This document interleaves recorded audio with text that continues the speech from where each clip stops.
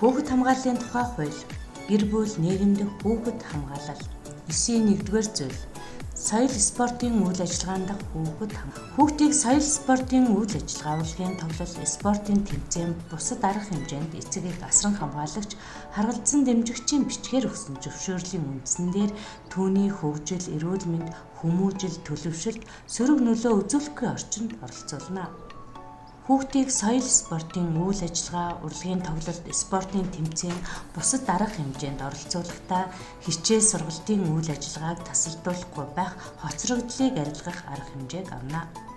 Хичээл сургалтын үйл ажиллагааг тасалдуулахгүй байх хоцрогдлыг арилгах арга хэмжээг эцэг эх асран хамгаалагч, арга хэмжээнд оролцуулсан этгээд хамтран сургалтын хөтөлбөр агуулгын хүрээнд болон төрийн захиргааны байгууллагаас улс бүс орон нутгийн хэмжээнд зохион байгуулагдаж байгаа арга хэмжээнд оролцсон бол сургуулийн удирдлага тус зохион байгуулна. Соёл спорт олон нийтийн үйл ажиллагаанд хүүхдийг оролцуулах эрхийг хамгаалах журмыг соёлын болон хүүхэд гэр бүл хөгжлийн асуудал хариуцсан төрийн захиргааны байгууллага баталж хүртүүлнэ. Уян сэтгэл өрхийн эрүүл мэндийн төв 2024